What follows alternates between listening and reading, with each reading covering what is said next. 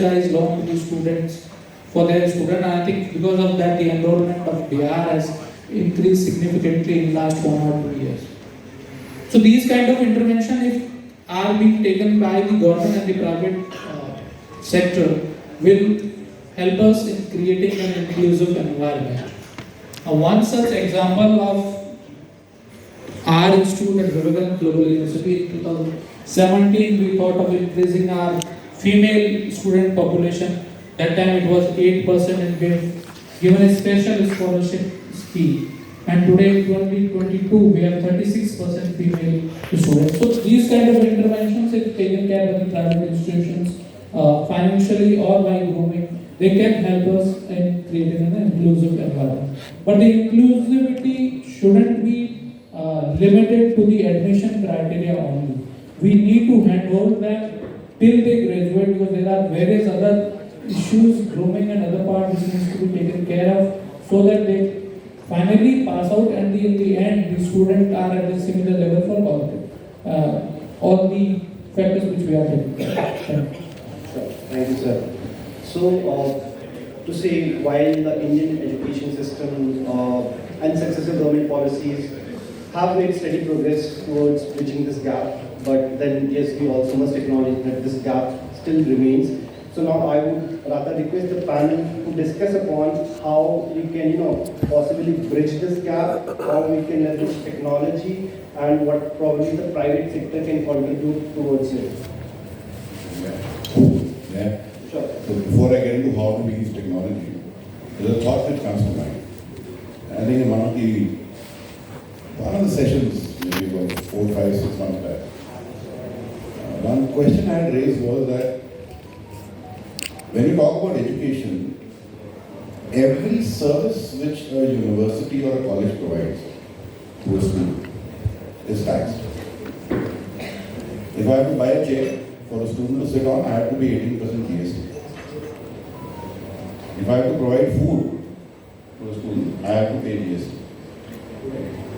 And then when we talk of enlarging the footprint for inclusivity, so if the government doesn't want to set up a separate fund for the private sector, at least take away the GST and put a condition saying 50% of what was supposed to have been the GST needs to be used as funds which will encourage this kind of education inclusivity.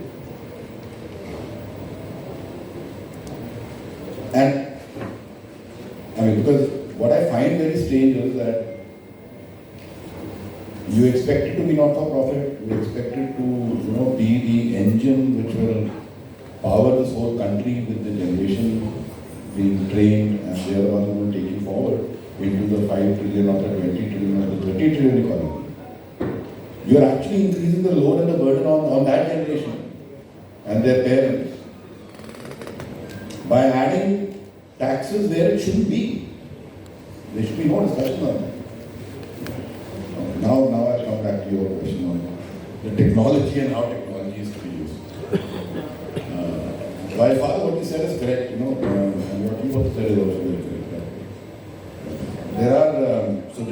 There is a social cost to this, and then there is this whole thing of are we as a country ready with the backbone that we need, where there actually wouldn't be a digital divide.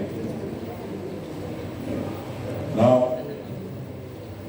I think this was a year back in College Dunia20221216, where one of the gentlemen had actually raised a point saying that there is a government scheme for which you don't need the 5G, 4G and all that. And you can get a huge amount of connectivity, satellite-based connectivity, even to the deepest of rural parts of India. Now, how many people know that? And how many people actually understand that how can that particular ability or facility be utilized? Right? So one of the things, and I say 2 things. One, of course, there has to be a fair amount of funding which has to go into doing this. Second, people have to be made aware and knowledgeable that these things are available. And third, my most favorite topic, that if you really want to have a huge amount of inclusivity, and I know some people over here will not agree with it, but I think education, online education is one of the best way. And there needs to be a huge amount of focus to take that onto the ground in a much, much larger scale than we are today. See, because it's not going to be possible for anyone to create a hard infra to cater to the millions and millions of people who are in the age group of right from school till 23 years, whether it's school education, whether it's higher education. The amount of money, I remember broadly, I think around 5 years back, there was an article which came at that point of time said 155,000 lakhs crore is needed to build infrastructure if we have to reach a GER of 50. I don't know where the money is. So, two specific things I would like to say as far as reducing this level of discrimination. Like Professor Verma just said a little while ago, that the earlier the better. The more the primary schools are actually the place from where inclusivity should begin. The problem is that in most government schools, whatever schemes the government has been doing, there is no teacher, there is no facilities, etc., which is created. But then there are models which have done very, very well. I mean, it's a tremendous delight to know that when my maid servant who is cooking food at home, her children are actually working in Honeywell. This model has actually worked very well in Delhi, and it's doing wonders for the people of that kind of who are in those kinds of professions which are not into education at all. Because again, this is the level of discrimination. The second, of course, is technology. There are so many tools now available: 3D, animation, Google Translator. I mean, these can be used extensively to reach the remotest corners. We have got amazing satellite networks and make this, the children can study at their convenience in the language of their choice, so that right from that kind of age they can get interested, and we have this cross enrollment ratios. We have, because ultimately, what they say in the slogan is, "Agar padhega nahi India, to kaise padhega?" So when we are talking of growth, we are talking of inclusive growth. So this has to be done through technology. There is no other way. Thank you.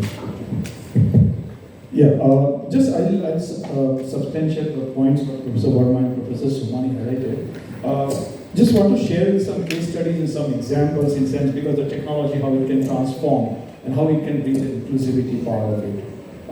One of the things which I just want to give you an example, that there are certain programs where the many institutes have a great infrastructure which is underutilized. Let me just tell you that, because Professor Verma highlighted that online education is not good enough.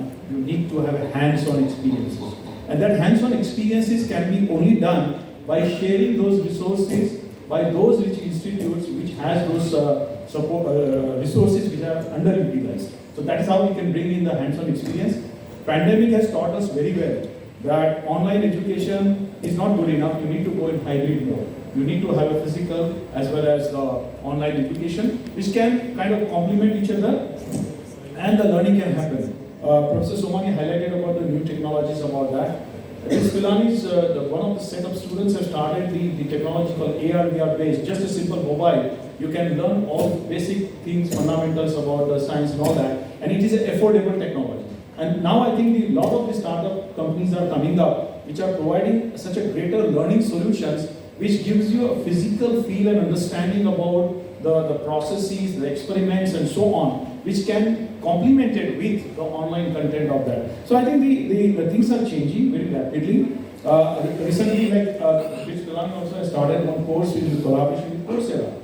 So that it's not only about the qualification, but also qualification with the quality and the brand. That's also very, very important, because somebody who is graduating in this kind of a program should be able to be employable in the market. Otherwise, there is no point in offering the qualifications. And there are many other platforms where everyone has an access of a different kinds of course content, be it in Coursera or be it in Google or any other places, where the people are able to get that. And through this, we are creating inclusivity. It does not matter now, the caste, creed, religion, distance, poverty, nothing comes into picture. That is how I think the technology is playing a very important role and making it the education much more affordable for everyone. I just would like to add to it, like what sir told, that technology is giving affordable technology. I feel the inclusivity means we have to allow everybody to come into the same education level. So how? There are many people, they need some extra inputs, extra teaching learning. So I feel technology is a game changer in achieving inclusive education.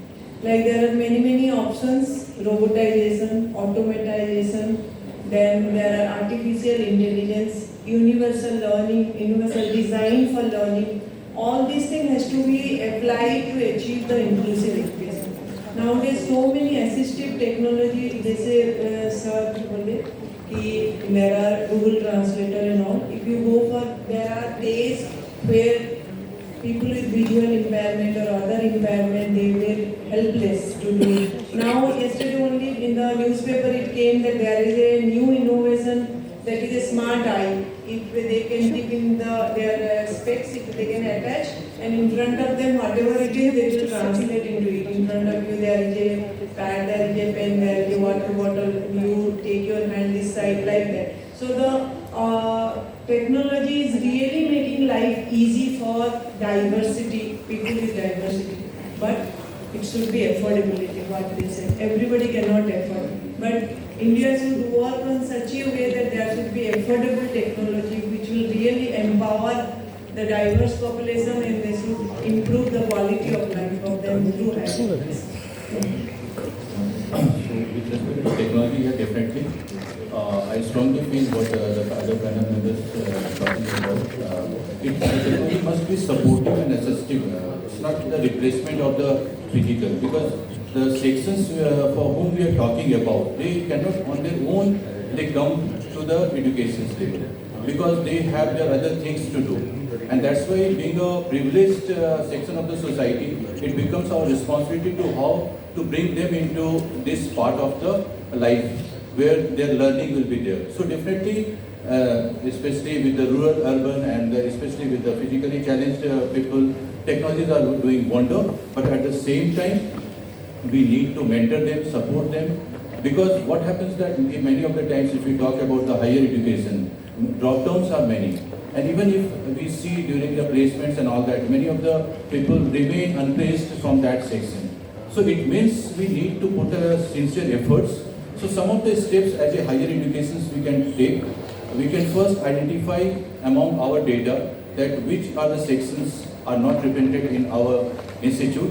Even if we can start with our own states where our institute is located, or maybe the neighboring states, find it out, and we can have some certain steps or some policies so that we can try to bring some of the people. I am not saying that you have to compromise with the quality, but you can find it out some people who have the aspirations and the quality who can bring up.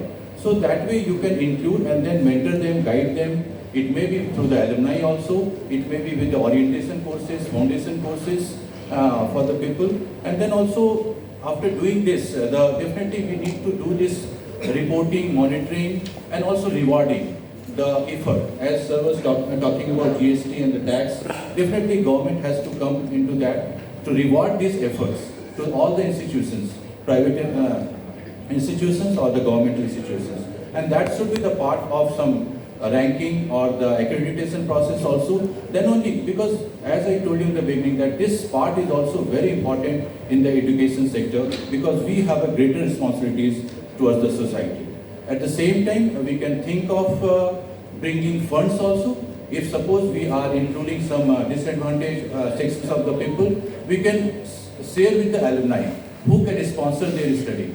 So I think there are bigger institutes of old 10 years, 20 years, donating 1,000 rupees, 10,000 rupees by the alumni is not an issue, and there are many scholarship and efforts are there. So that is one of the things. And also, like in exercises we do, whether they are studying marketing, finance, HR, we take them to the rural immersion. We also sensitize our students towards the rural sectors, towards the unprivileged sections, and we ask them to teach those people who are underprivileged in the different institutions, maybe blind school, maybe poor people.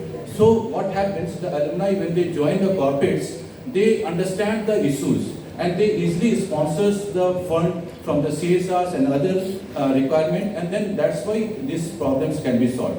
When we are talking about CSR, definitely like during the COVID time, government has connected the CSR fund with the vaccination, through the health issues. The government should also connect this CSR fund towards this development or inclusive education. And towards the end, I should also say that the government or the institutions must invest some money in the research that how we can make better this inclusivity or how to include more people from that section. So if we continuously do some research work in this area, I think that we can able to do better in the coming days. Thank you. I would like to just add that when we are talking about inclusivity and technology, the things which I feel currently are lacking is, one is that we need to innovate and create a lot of content in vernacular languages. Right now, mostly the content is in English, Hindi or Telugu major languages. But whereas we have a lot of dialects, so if we, and the technology can do that part. So if we are able to do using the AI or the robotic and various other technologies, that will be a great help in creating the inclusivity and awareness. The another is with respect to the courses. Right now I feel and I have seen that most of these courses are primarily toward engineering, science and management. We are not focusing on Indian knowledge system and other courses or the craft, humanities courses, finance courses. If that also being taken care by the edtech companies, I think then it will be a game changer moment for the whole country. So I would just like to talk about my institute. I run a business school, and everybody is giving examples, so I would also like to give an example about my institute. And I must say this for everybody, for all Indians. At higher education level, and especially in business schools, we've been giving we've been sort of laying a big amount of premium on knowledge of English. We have nearly 30 to 40% students who are from the Hindi heartland of Bihar, Uttar Pradesh, etc., very deficient in English. We admit such students despite the fact that we know that it's going to be a challenge educating them, or in a B school it's going to be a challenge placing them. But we do that and we place them equally well. In their mock interviews, we tell them the first thing you say is your weakness is your English communication. And you answer all their questions in Hindi and they get very well placed. So this is as a thing, we are doing this, and I urge all my colleagues here and in the audience that we must start respecting our Matrabhasha Hindi. Thank you.